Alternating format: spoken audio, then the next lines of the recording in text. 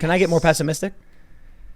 Probably. Sure. So I'm sure you can. We just you don't. No, please don't. We just had the Supreme Court. I'm not trying to tell you to be more pessimistic. No. Let's stay where we were. I'm sorry. I've said anything. Let's go back to where we were and go. We just had the Supreme Court rule that half of Oklahoma is a Native American reservation based on an 1866 treaty. Yeah. Because of the left-leaning justices, but as well as Neil Gorsuch. Gorsuch, or is it Gorsuch? Gorsuch. Yeah. Oh, whatever. I think. Now we have this. Socialist Seattle councilwoman overthrow racist, sexist, violent, utterly bankrupt system of capitalism. But she's basically making a reference to the entirety of the country. Like, she wants to... Here, let me just read this quote from you. Please do. So this is the Seattle City Councilwoman said, "We are coming for you and your rotten system. We are coming to dismantle this deeply oppressive, racist, sexist, violent, utterly bankrupt system of capitalism, this police state. We cannot and will not stop until we overthrow it and replace it with a world based instead on solidarity, genuine democracy, and equality, a socialist world." Okay. There's a lot there. I don't even know where to start. I'm at a loss. You know what? I'll bring it back to what we were just talking about earlier. All right. How most people are not racist. Right. Most people don't fit that category that they're talking about. Where did it just go? Can you bring that back? I just want to break it down. This deeply oppressive? Yeah. This deeply oppressive, racist, sexist, violent, utterly bankrupt system of capitalism. Where is this world they're living in? Where? What? It's like we were talking about. They're getting these ideas from movies, and because there's always a bad guy. There's always this crazy story, and it's like, I'm not saying that the racist people don't exist. They can F off. I for lack of being able to say the word I want to say right now, but most people think that. This world that they claim America is. They're lying. I know they are. It's want ridiculous. Socialism. Clearly, they said it right at the end. We want a socialist world. The goal is to use something that you are offended by, racism. Yep. And then say, you oppose racism, right? Yes. Well, capitalism is racist, right? Well, I would say no. Oh, but it totally is. Look, how come so many poor communities are mostly minority communities? That proves it. I would say that we don't teach our kids to be superhumans.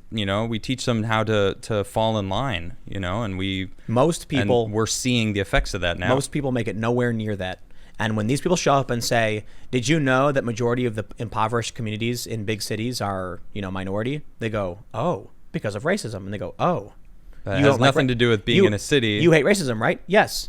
Then you need to abolish capitalism." And they go, "Oh." And that's it. Done. One thing Even I've though learned, most poor people are white. One thing I've learned on this job is nothing is that easy. And when anyone tries to claim, "Oh, this whole big complex issue is simply because of this, and we could just get rid of it by switching to this," and it's like, that is nonsense. Everything is super complex. Every day I learn more and more, and I feel further and further away from what the entirety of everything, because every day I realize how complex the system we're living in is. I am not even an expert, and I'm like bombarding my brain about how to understand all this. Guaranteed, none of these people are experts either. They're just claiming they have the answers. They want power. When they They've just found want power, a way to exploit a vulnerability. You're absolutely right. Your goodwill. Boom. Most people are not racist, so most people will oppose racism. Yep. So then they come to you and they say, "But look at all these examples of racism." They take certain stories out of context to manipulate you. That way, you, in the end, socialism. Yeah. Because that's their real goal. Yep. They don't care about minorities. In fact, dare I say, Karl Marx was a racist, and they themselves are extremely racist. Yep. Like, man, extremely. some of the most racist people I've ever met. My goodness, I've never seen more racism than I have in the past 4 months from these people on the left fighting against racism. Seriously. Well, you got to correct that statement. How so? Claiming to fight against racism. Okay, good point. They're Right. Yes, claiming. They're not doing that. You're absolutely right. And you know what? I think part of the problem, Marcellus Wiley said this. He's awesome. Amazing dude. I love him. He's great. Solid voice, smart, knowledgeable. But he said this recently. He said one of the problems is everybody has access to a platform. and people who have the loudest voice, they tend to be ignorant of the, like, kind of what I was just saying. Everything's so complex. You can't just claim you know the answers. And if someone doesn't agree with you because they might know more about a complex system part of it than you, they just get upset. But people have this platform and they're using it, and they're making statements that aren't fully informed. They are in ignorance in the classic sense of it. They are using it, spouting it, and almost everybody does this now. It's just kind of like, that's the issue.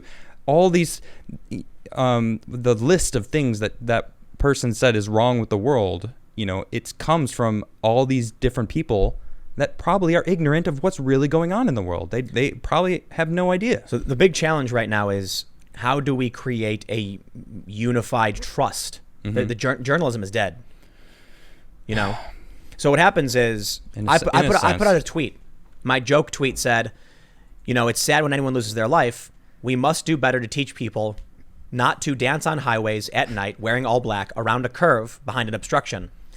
And a bunch of these lefties got really mad, saying that I was victim blaming a woman who had been murdered. Right, but she didn't get murdered.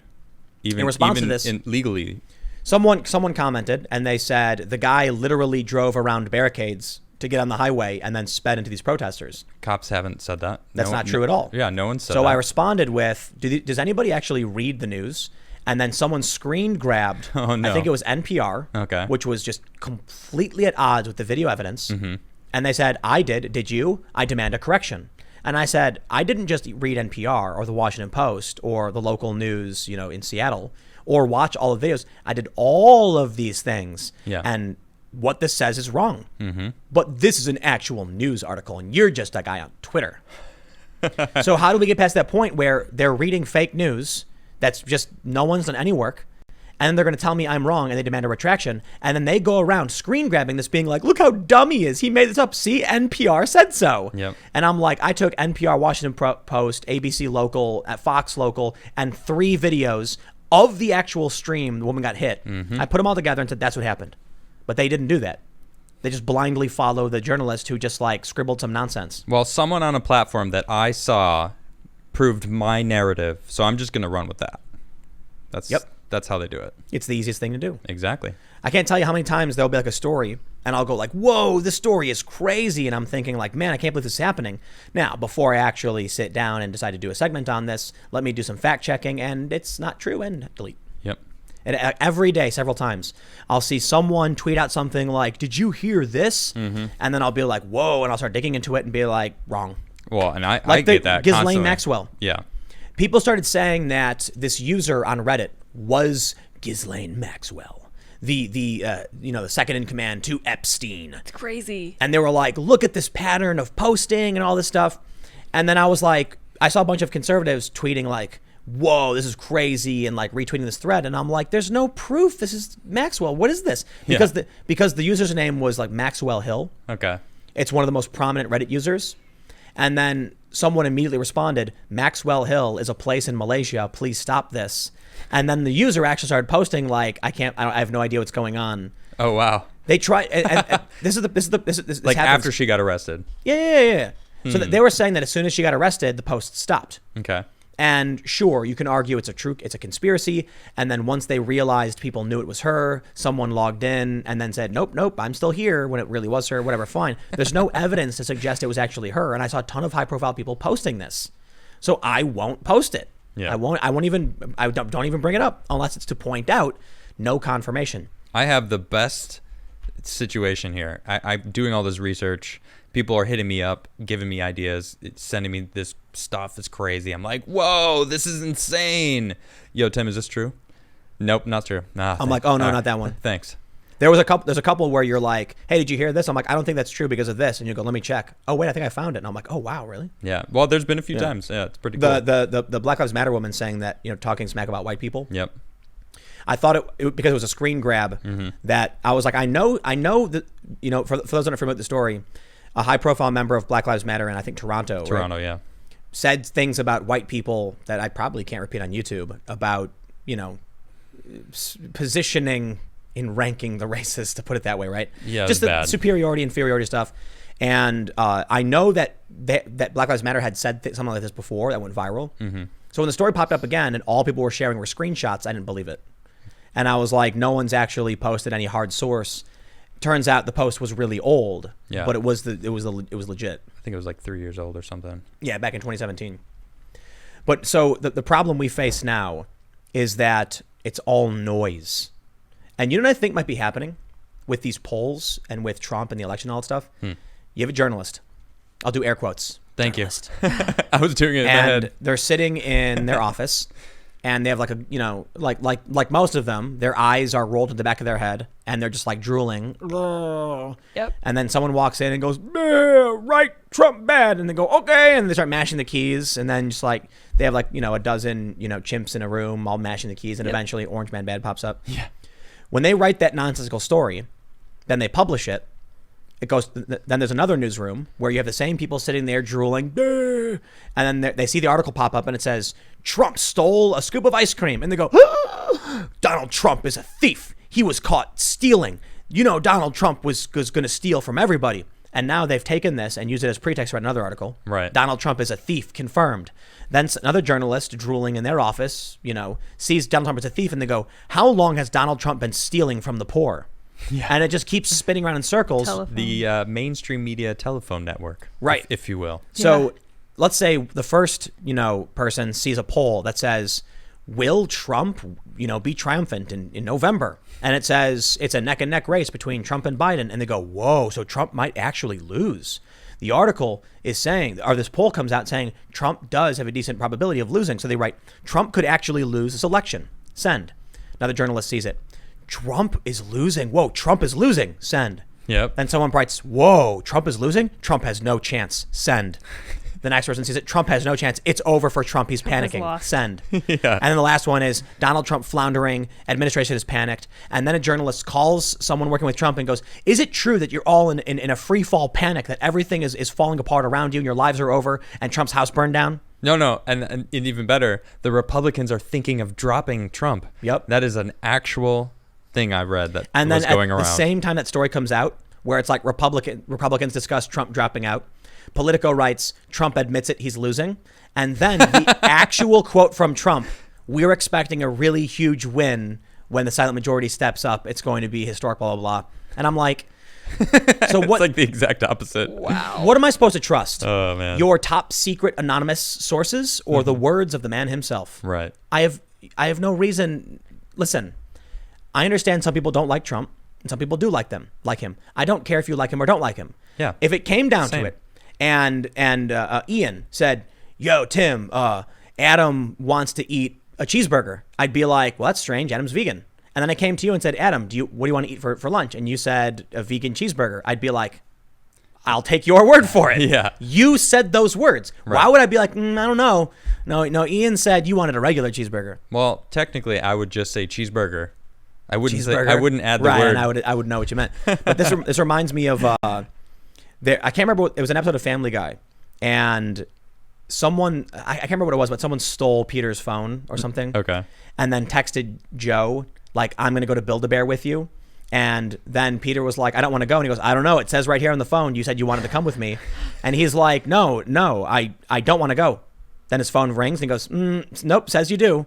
So then they go, and then Peter's like, "Can I leave?" And he goes, "Well, you just texted me again saying you want to stay." So, like, that was the joke. That's like, funny. somebody was texting him pretending to be Peter, and Joe's like, "No, I don't know. Like, I know you're telling me, but I see this text." Yeah. We literally are in a world where journalists will go to Donald Trump and be like, "Mr. Trump, what's your favorite kind of pizza?"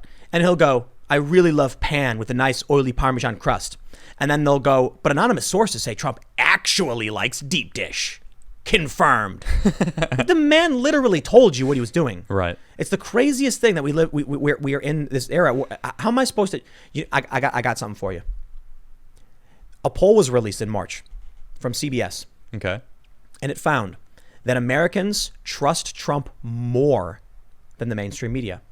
Think about how bad the media has to do for people to prefer to trust a real estate reality TV Tangerine. mogul. Yep. Well, I mean, he won. He's the president. Newsflash. If you don't like him and you You're trying to deny it. He is the president. And that proves people like listening to what he has to say. So people go out and watch his speeches. It's online. They can listen to the man himself. The media is so bad at what they do. Yep. That more Americans would trust a reality TV real estate mogul than an actual 20-year career veteran journalist. Yep. Amazing. Yep. That says a lot, doesn't it? Yes, it does. That you go and listen to Trump, and it's an issue of Trump saying something like, you know, he'll go up and go, I really like deep dish pizza. It's fantastic. And then the press writes, Donald Trump hates all pizza. And you're like, if you don't... No. Donald Trump hates Chicago. Yeah. It's like, what? What? That makes sense. No. Donald Trump culturally appropriates Italians. Yeah, Oh, right. snap. But it's the actual real example. It's Donald Trump giving a speech where he said, we're going to build a great garden of heroes. Everybody loves it. It's the best. Amelia Earhart, Harriet Tubman. And then Brookings Institute goes, Trump wants to build, Trump calls Confederate soldiers heroes. And it's like, What? what? I did not hear that at all. When did that, when? Crazy. Yeah, Never when? happened. How'd I miss that? Right. Well, it's because he was talking about the forefathers. Yeah, and they extrapolated that to mean Confederates. Yeah. No, So they, racist. well, sure, they lied. Right. They were like, Absolutely. 100% they did. Yes. Well, most people listen to him speak. So when they see the mainstream narrative and they're like, that's ridiculous. I listened to what he said over and over and over for 4 years. What do they think is going to happen? People are going to be... How dare you? Is it going to be? Thank you, Greta. Is it going to be Hillary Clinton? Are we going to talk about this? no. Is it going to be Hillary? Did Clinton? you see her speech about how She would win. female presidents have handled the coronavirus the best on the world? So, wink, wink. Hold on. I noticed something else. What'd you notice? New haircut, New haircut, big ol' smile, Yep. Botox. light colors. Yep. Pleasant, cheery demeanor. Sunny setting. Yeah. Sunny Yep. setting. Did I jinx us like 4 months ago? Dang it, Adam. Well, Biden said he was going to pick a woman. The second that the words left his mouth, I was like, Hillary Clinton. Biden, she's going to take you out. The moment Don't do moment it. he says it, every single media outlet will start praising Hillary Clinton. They're going to be like, no doubt. This has been a disaster. Our economy is in ruins. It's about time we went back to 2016 and made the right choice. But that is not democracy. They are throwing it in people's faces. We don't care what you think. We don't care about your vote, or they only care about your vote. We don't care what you think, though. We didn't have to send her to debate and show you why she would be a good president. We're just going to shove it down your throat that she's going to be the one for you. It's like, oh, gross. There's going to be Terrible. they're already saying this. The memes are popping up where they're like, I thought the Trump presidency would be bad. I didn't realize it would be this bad. The economy is in ruins. People are dying. The economy has been amazing. What are they talking about? They waited till the 11th hour when it mattered most. Yep. I mean, look, I actually have a tweet here to show you guys. They waited until the very last minute to exploit whatever they could exploit. So take a look at this tweet from Dr. David Samadi. Please explain to me why mandatory masks were not implemented around March 22nd if they were serious about stopping the spread. If they were thought to be effective, they should have been used from day one. Boom. Implementing them at this point does next to nothing. Take a look at this. Figure 4, confirmed deaths among COVID cases by date of death, Ontario, March 1st to July 5th. Look at this. Mandatory masks implemented. Yep. And there's almost no deaths. Yeah, after it took out all the people that were immunocompromised, that were already on the verge of with other pre-existing conditions. So yeah, it makes sense. But why would they make it mandatory after the fact? Why? I have no idea, man. 11th hour exploitation of a crisis for political gain. I mean, there was that tweet by AOC that is contested. I don't know if it's real. I didn't see the tweet myself. Which one? I don't think it's real. Which one? That was not real. She basically, yeah. I'll just say there's tweets that are going around that were basically. No. Was this the one where she said close the businesses? Yeah, not yeah. real. No, Completely I fake. know. It's contested. Mad people are saying I saw it for myself. I don't know. I didn't see it, but you gotta think fake. about it though. The tweet being fake is regardless. It doesn't matter. I'm not talking about the tweet itself being fake. I'm talking about the fact that they are clearly happy the economy is now tanking, that now they're talking about it. Now they're blaming Trump for the economy tanking, but it's actually because They're of doing. COVID-19 and the business is not opening up again. So they really do feel like most people are idiots. They're exploiting the crisis. Yep. So I absolutely. thought about this because people have talked about the right flight as people in the know flee the cities. Okay. Regular people aren't going to flee the cities. They're not paying attention. That's probably true. And so the cities are going to become a bunch of NPCs, and the resistance, the people who oppose these Democrats, will leave, giving them guaranteed power for the next however long. Man, that's another good point. Yeah. That's solidifying their win over the cities that people live now. So here's what's going to happen. Some liberal types are going to leave because they're rich. Most conservative types and moderate types will leave because they're more industrious. And then the people without the capability to move and the people who don't pay attention will stay, giving them the politically uninitiated and the poor. Yeah. And those are the people who are going to vote Democrat, guaranteeing no competition in these jurisdictions for Congress. Man, the more I look into the policies that they've put, I am leaning Scratch Republican. your head. Yeah, but Maybe not Republican. What, I'm definitely a lot more conservative than I realized. You'd probably be along with the Libertarian Party. Probably, yeah, that's true. Yeah, the Libertarian Party has always had fiscally conservative policies, but socially liberal in a sense.